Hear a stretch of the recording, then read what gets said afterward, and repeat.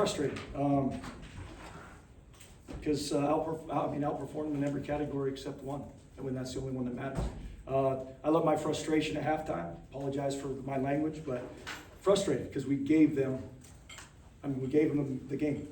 I mean, we spotted them 21 points on blunders that it's just frustrating to see. And it's frustrating because the guys put in the work to perform, and to lose this way for the second week in a row is frustrating. Coach, at what point did it become clear that Will Haberlin was going to have to long snap in this game? Yeah, I think it was kind of obvious to everyone when it was. It was the third snap that was way off target, like not even close. And we had to do something because we were going to have to punt at some point. We're going to have to kick a field goal at some point.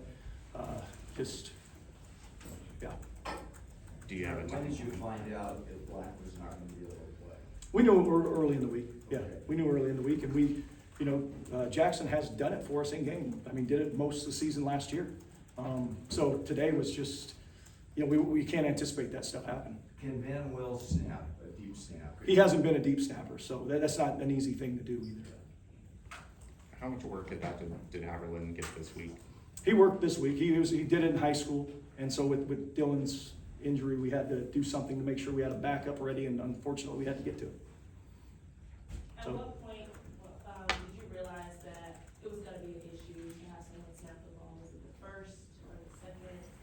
Well, we weren't counting on it being an issue. Like I said, that was our long snapper all last year, and then we were fine. So we weren't anticipating it. We were hoping to get Will ready for the long term. So it's definitely, that's a hard situation to go in for a freshman. And then he did as best he could in a short notice, being called up in game. I feel for him.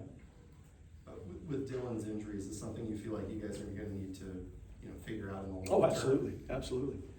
So we're going to have to get Jackson back from, it's a headspace thing. It's not that he can't do it. It's a headspace thing. And then we got to get Will ready to roll and put him in situations where he's got heat, he's got pressure, so he learns how to perform in it. Like I said, it's not his fault at all. Thrown into an unfortunate situation.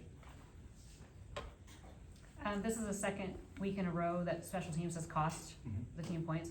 What do you tell fans and what do you tell your team? It's just frustrating. It's frustrating to lose in that fashion when there's really no call for it. We got to do a better job all around on special teams, and that's not just players. It's coaches, it's players, it's everybody. Because to lose these two games the way we have is not acceptable. Trent, you acknowledged your frustration at halftime. Is that apology something that you did on your own, or did something? I talk a certain way, and sometimes in the heat of the moment, I talk like I was if I was in, talking to a friend. So that's where I got to grow as a head coach and understand on national TV I can't say that. Trent, 6 false starts. Just kind of talk about the process, how that comes to be. Is that on the quarterback? Is that on the offensive line? Where does that blame kind of lie? That's what we got to get situated.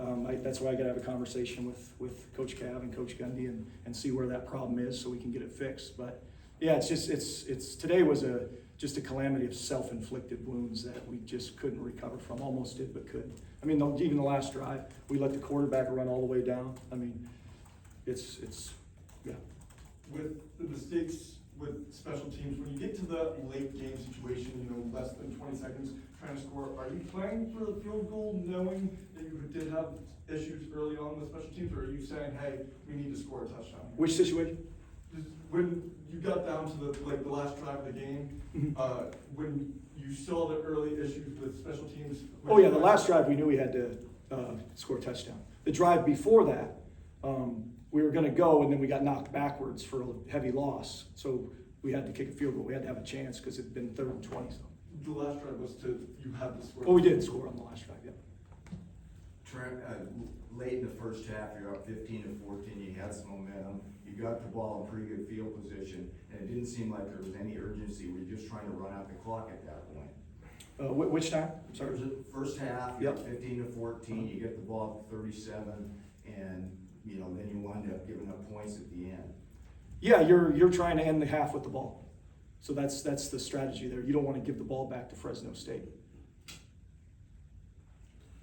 Coach, 0-2, a couple of road games coming up against top 25 teams, but back half of the schedule is maybe a little bit more favorable. How do you keep this locker room together with the idea that there's, you know, still a lot to play for this season? Yeah, I don't think that's gonna be hard because of the guys that are in it. We just had a talk about that. I mean, if you look at the stat sheet, it's heavy favorable for us. And so we gotta stop killing ourselves. And that's what we've done the first week and this week is we have kept ourselves from winning. And for us to be the team that we're capable of being, we gotta eliminate those things.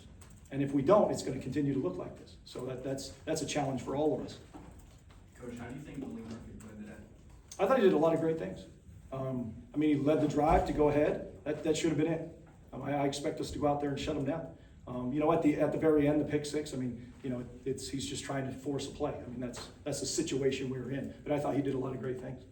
Talk about Malik's progression from week 1 to now. Mhm. Do you think that he actually took the notes that you gave him after watching the film to try to do better? Yeah, he did. He made the throws we wanted him to make, and he did a nice job moving the football and then putting points on the board this week. So I was very happy with the progression that Malik made. Through 2 games, last year you had 7 sacks for the whole season. Through 2 games, you're at 0. Yep. How do you change that? It starts with, you know, executing the rush. Just rush lanes there at the end. I mean, that was a poor display of rush lanes. Oh, we gotta fix that. Because in a rush, there's leverage and there's an inside fit. And we let the ball outside where we have inside fits, which lead to sacks. So the lack of contain was a problem. And that leads to lack of production in sacks. All right, thank you, Coach. Mhm.